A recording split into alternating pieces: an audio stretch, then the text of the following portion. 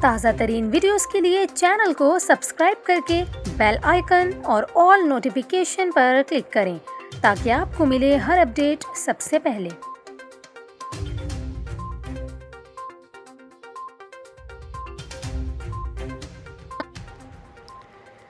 السلام علیکم، news 24/7 Urdu service میں خوش آمدید۔ ناظرین، آپ کو بتائیں کہ ایران میں کورونا وائرس کے کیسز میں ایک مرتبہ پھر سے غیر معمولی اضافہ دیکھنے میں آ رہا ہے۔ اموات کی تعداد میں بھی اضافہ ہوا ہے اور تقریباً پورا ملک ہی ریڈ زون قرار دے دیا گیا ہے۔ انسداد کورونا وائرس سے متعلق ایران میں ایک ٹاسک فورس بھی بنائی گئی ہے۔ لوگوں کی جانب سے قوانین کی خلاف ورزی کے پیش نظر ٹاسک فورس نے مزید کیسز کے امکان پر فیلڈ ہسپتالوں کی ضرورت پر بھی زور دیا ہے۔ اس کے علاوہ آپ کو یہ بھی بتائیں کہ ایران کے 31 میں سے 26 صوبے ریڈ زون میں شامل ہیں، جہاں کووڈ-19 کے کیسز کی بلند ترین سطح ہے، جبکہ 4 صوبے اورنج زون میں شامل ہیں، جہاں نسبتاً کم کیسز ہیں۔ گزشتہ 24 گھنٹوں کی بات کریں تو 24 گھنٹوں کے دوران ریکارڈ 33,902 کیسز رپورٹ کیے جا چکے ہیں، جس کے بعد ملک میں تصدیق شدہ کیسز کی تعداد 4,75,000 سے زیادہ ہو گئی ہے۔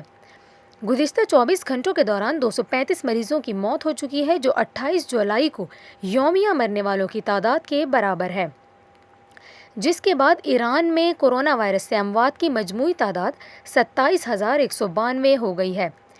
ایران کے بڑے عہدیداروں نے عوامی رویے پر مایوسی کا اظہار کیا کہ لوگ ماسک پہننے کے ضوابط پر عمل نہیں کر رہے، اور کچھ خاندانوں نے لاک ڈاؤن کے دوران بھی سفر کیا، جو وبا کے پھیلنے کا باعث بنا۔ کورونا وائرس ٹاسک فورس کے ایک رکن نے بتایا کہ اگر لوگ ہفتے کے آخر میں سفر کرتے رہتے ہیں تو ہمارے مریضوں کو فیلڈ ہسپتالوں میں جانا پڑ سکتا ہے۔ اس کے علاوہ دارالحکومت تہران میں اسکول، لائبریریاں، مساجد اور دیگر سرکاری ادارے ایک ہفتے کے لیے بند کر دیے گئے ہیں۔ یہ تمام پابندیاں تہران کے شمال مغرب اور متعدد دیگر صوبوں کے شہروں میں بھی عائد کر دی گئی ہیں، جن میں عجائب گھر، تھیٹر، جم، کیفے اور سیلون بھی شامل ہیں۔ کورونا وائرس کے خدشات کی وجہ سے ایران نے اپنے شہریوں کو عراق میں ہونے والے سالانہ ایونٹ میں شرکت سے روکنے کے لیے پروازوں پر بھی پابندی عائد کر دی ہے۔ آپ کو یہاں یہ بھی بتائیں کہ ایران میں کورونا کے زیادہ کیسز سامنے آنے کی وجہ سے حکومت پر تنقید بھی کی جا رہی ہے۔ تاہم ایرانی صدر حسن روحانی نے حکومت پر تنقید کو بے جا قرار دیتے ہوئے اس کا دفاع کیا ہے۔ ایرانی حکومت نے وائرس سے نمٹنے کے لیے عبادت گاہوں میں لوگوں کے اجتماع سے متعلق علماء سے مدد کی بھی اپیل کی تھی۔